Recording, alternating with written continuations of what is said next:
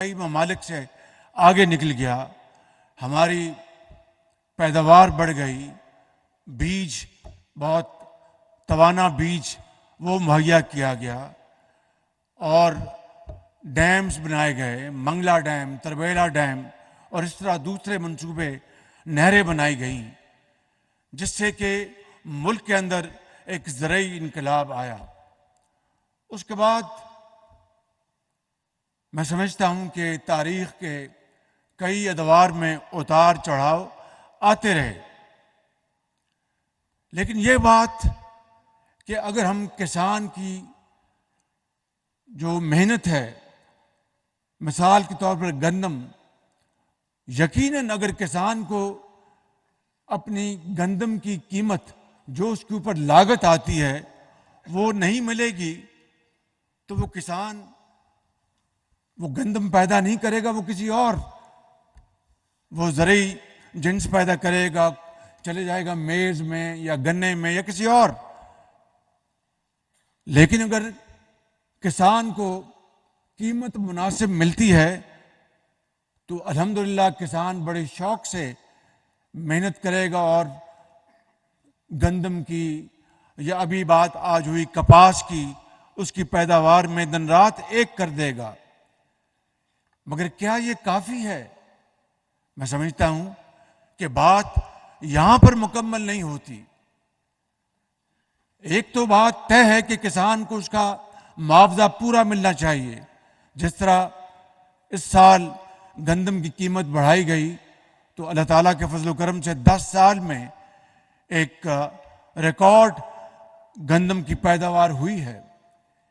اسی طریقے سے جس طرح کپاس کے بارے میں آپ نے ابھی سنا کہ اس کی قیمت جو منیمم پرائس اس کی بڑھائی گئی ہے، تو امید کی جانی چاہیے کہ ایک ماضی کے کئی سالوں کے مقابلے میں ہمیں کپاس انشاءاللہ اللہ کو منظور ہوا تو اس کی پیداوار پہلے سے اچھی ملے گی۔ But this is not enough. اصل بات اگر پاکستان کے اندر ایک زرعی انقلاب آنا ہے تو اس کے لیے جس طرح آپ نے یہاں پر کئی پریزنٹیشن دیکھی، میں تفصیل میں نہیں جاؤں گا، آپ کا وقت ضائع نہیں کروں گا، اس کے لیے یقیناً ایک بہت صحت مند بیج آپ کو مہیا کرنا یہ حکومت کا فرض ہے۔ اس کے لیے کھاد مہیا کرنا وقت کے اوپر یہ حکومت کا فرض ہے۔ اس کے لیے جو ادویات ہیں کیڑے مکوڑوں کے لیے وہ بہت صحیح ہونی چاہیے، کوئی اس میں ایڈلٹریشن نہ ہو، یہ حکومت کا فرض ہے۔ اور میں سمجھتا ہوں اس کے علاوہ جو آج کے دور میں جو جدید ٹیکنالوجی ہے، میں نے ابھی چند دن پہلے میں وہاں پر جنرل ناصر منیر صاحب کی دعوت پر گیا تو بہت شاندار پریزنٹیشن دی انہوں نے۔ ریل ٹائم میں وہاں پر ہم نے دیکھا، ریل ٹائم میں کہ کس طرح وہاں پر زراعت کے اوپر مامور لوگ کام کر رہے ہیں۔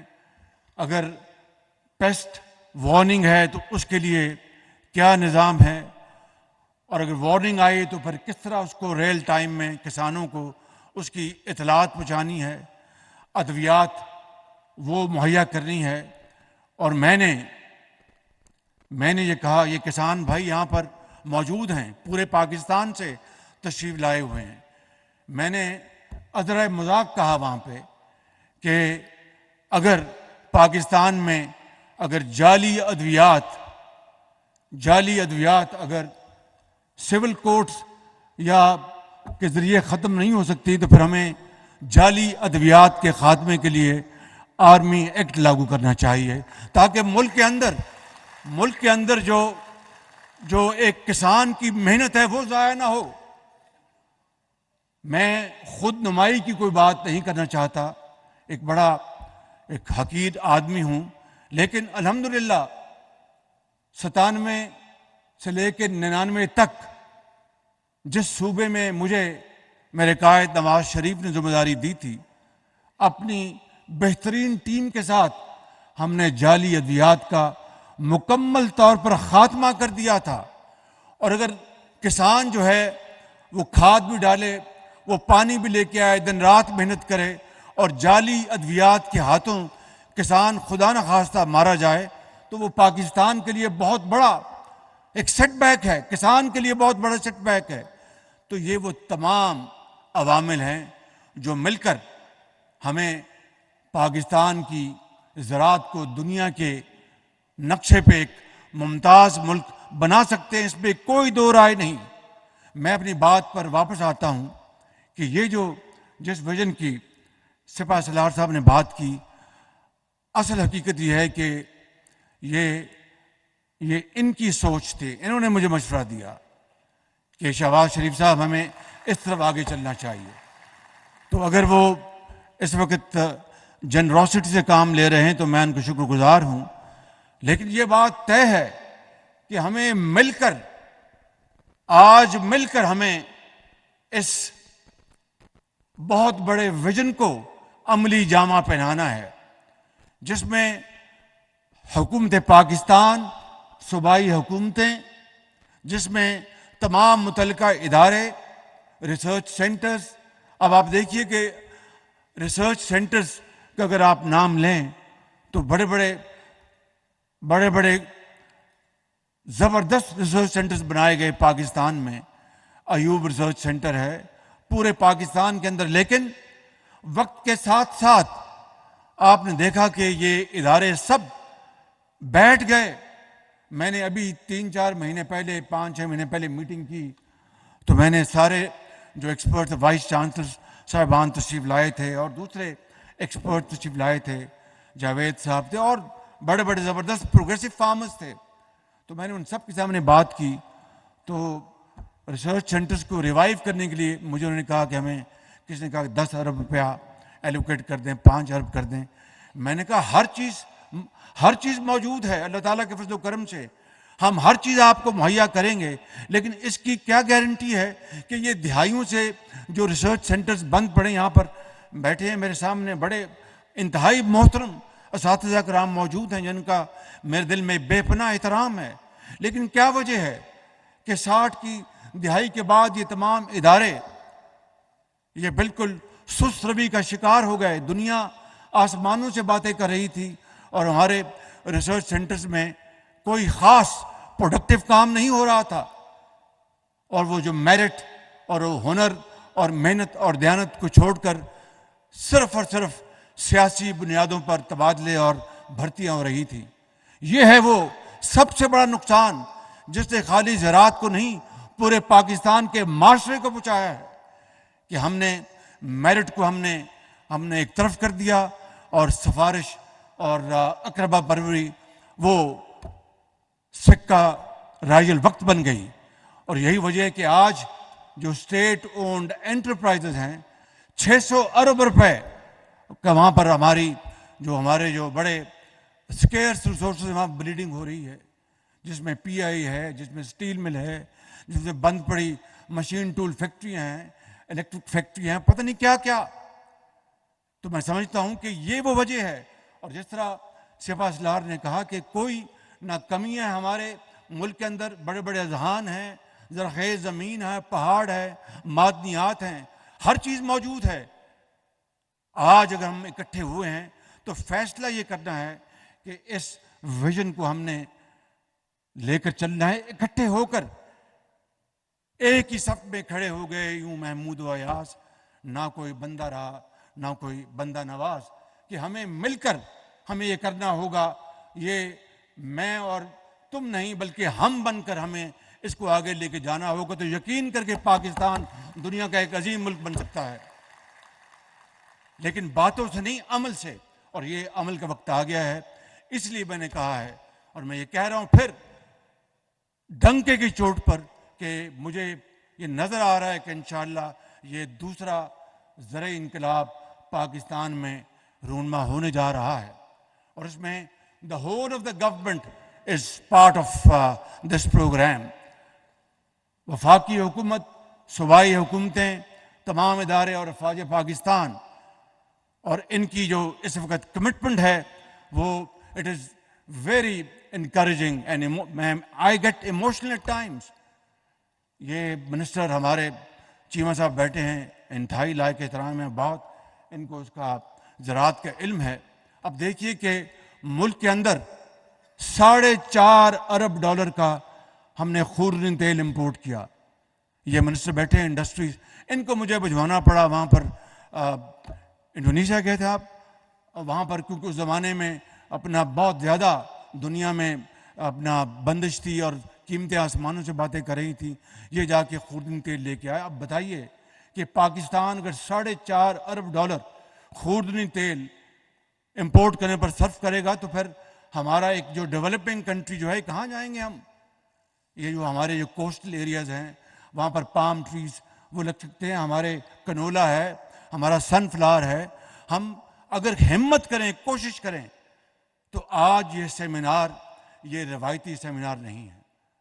آج یہ سیمینار ایک جینون ایک ایفرٹ کے لیے یہاں پر منعقد کیا گیا ہے کہ اس قوم کو آگے لے کے جانے کے لیے.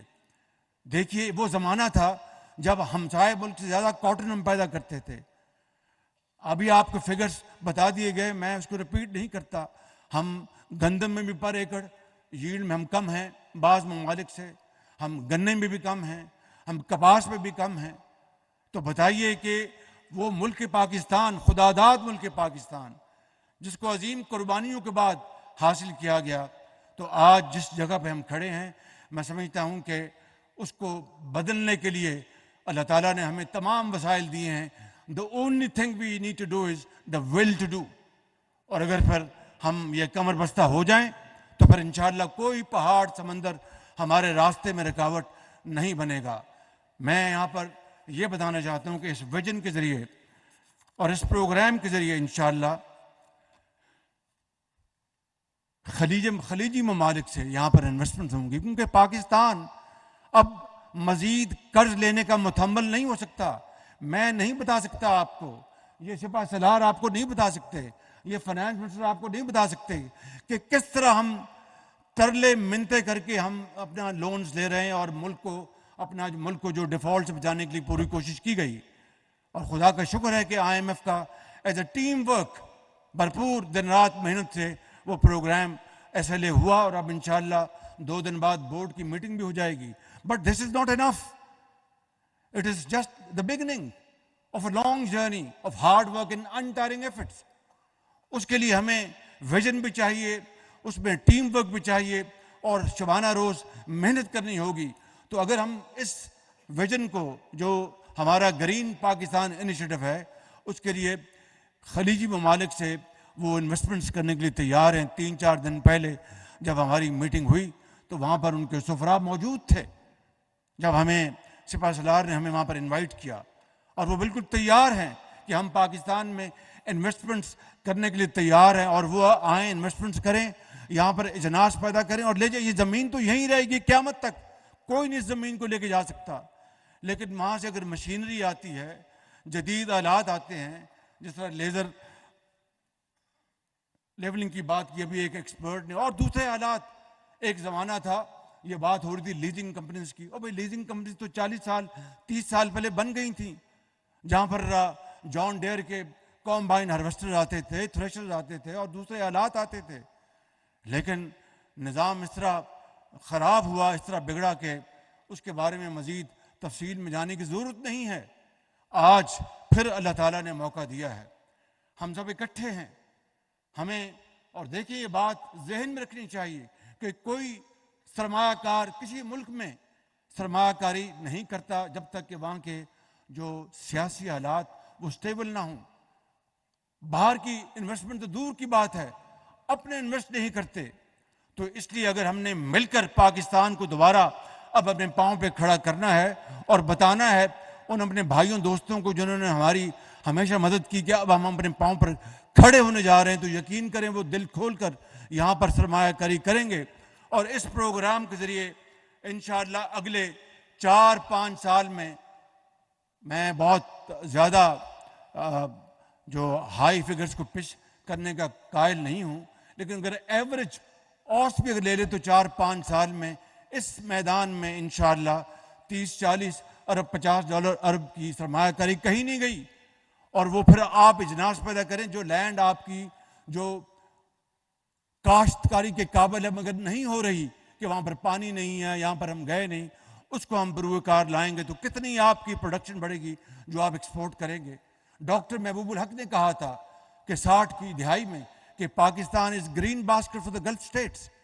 آج وہ گلف اسٹیٹ جو ہیں یا GCC وہ $40 ارب کی اجناس پوری دنیا سے منگاتے اور ہمارا حصہ جو ہے وہ آٹے میں نمک کے برابر ہے. ابھی آپ کو دوسرے فگرز بھی آپ کو ملے, I don't want to repeat دم.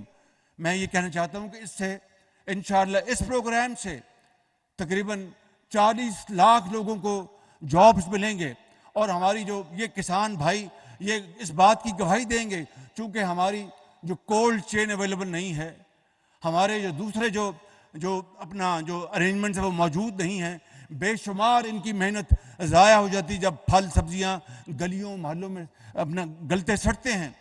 اگر دیہاتوں میں ہم سمال میڈیم انٹرپرائزز کو فروغ دیں اور ان نوجوان بچوں کو وہاں پر ہم چھوٹے اپنا پلانٹس لگانے کے لیے قرضے دیں اور وہ ایگرو بیسڈ انڈسٹریل وہ پلانٹس لگائیں, تو چاہے وہ سبزی ہے چاہے وہ فروٹ ہے اس کے ویلیو ایڈڈ پروڈکٹس بنا کے ایکسپورٹ کریں گے تو پاکستان کو کتنا فائدہ ہوگا. میں سمجھتا ہوں کہ یہ وہ ابھی مجھے اپنا پیرس میں ملے مجھے اسلامک ڈیولپمنٹ بینک کے چیئرمین, انہوں نے کہا کہ شہباز شریف صاحب آپ کا جو باسمتی چاول بڑا زبردست ہے, تو سردار ایاز صادق میرے ساتھ کھڑے تھے.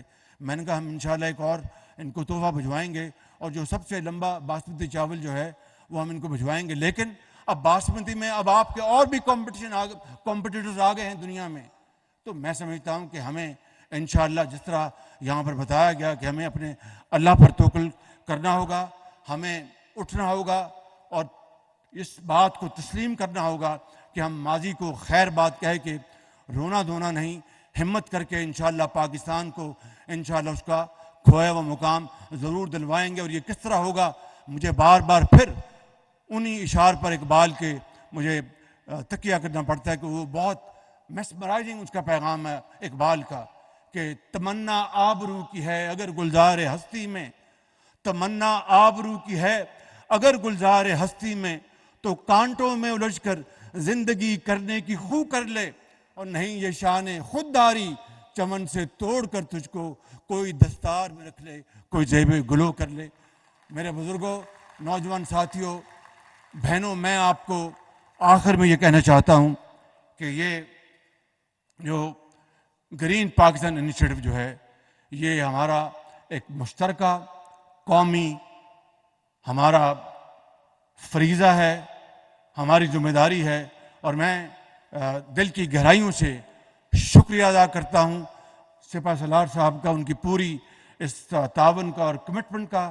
میں شکریہ ادا کرتا ہوں اپنے وزیر زراعت کا اور اپنی ٹیم کا, اور میں انوائٹ کرتا ہوں ان تمام ایکسپرٹس اور ریسرچرز کو آئیں جو پاکستان میں ہیں اور پاکستان سے باہر ہیں کہ وہ آئیں ہماری مدد کریں. اور انشاءاللہ میرا ایمان ہے کہ پھر 1-2 سال میں یہ ہماری زرعی معاشی جو اکانومی ہے یہ ریوائیو ہو جائے گی اور ضرور ہوگی. پھر آپ دیکھیں گے کہ پھر مجھے یا کسی اور کو یا سپہ سالار کو باہر جا کر قرضے نہیں مانگنے پڑیں گے, بلکہ یہاں پر سرمایہ کار آئیں گے اور کہیں گے جناب ہم انویسٹ کرتے ہیں, مشینری لاتے ہیں, ہم ٹیکنالوجی لاتے ہیں, ہم اپنا پروڈکشن کریں گے اور واپس لے کے جائیں گے. شروع میں جس نے کسی نے کہا, بہت صحیح کہا, کہ national security is not all encompassing. It's not about only guns and mortars and airplanes. It's about food security. It's about economic security. تو یہ ساری ایک دنیا میں آج اس کی نئی ڈیفینیشن ہے, اس کی نئی اصطلاح ہے. میں سمجھتا ہوں کہ آج ہماری نیشنل سیکورٹی کا تقاضا یہ ہے کہ ہم اپنی معاشی سیکورٹی کو مضبوط بنائیں اور زرعی معاش کو بہت مضبوط بنائیں. پاکستان نے ہمیں تمام وسائل دیے ہیں. میں آپ سب کا آخر میں شکریہ ادا کرتے ہوئے اس شعر پر بات ختم کرتا ہوں. کسان بھائی میرے سروں کے تاج ہیں, اور میں آپ کو یقین دلاتا ہوں کہ انشاءاللہ ہم مل کر جو کچھ بھی ہم ان مشکل حالات میں کے باوجود کر سکے ہم نے کیا, اور آئندہ جو بھی حکومت آئے گی انتخابات کے بعد انشاءاللہ ہم مل کر ہم آپ کی پوری مدد کریں گے تاکہ آپ پاکستان کی زمین سے سونا اگلیں اور پاکستان کو یہ جو قرض کی مہ سے آپ جان چھڑائیں۔ اللہ تعالیٰ نے یہ اختیار آپ کو دیا ہے، آپ کو یہ اللہ تعالیٰ نے ملائکہ دی اور آپ یہ ضرور کریں گے اور یہ ضرور ہوگا۔ میں یہ کہنا چاہتا ہوں آخر میں کہ جب اپنا قافلہ عزم و یقین سے نکلے گا، جب اپنا قافلہ عزم و یقین سے نکلے گا، جہاں سے چاہیں گے رستہ وہیں سے نکلے گا۔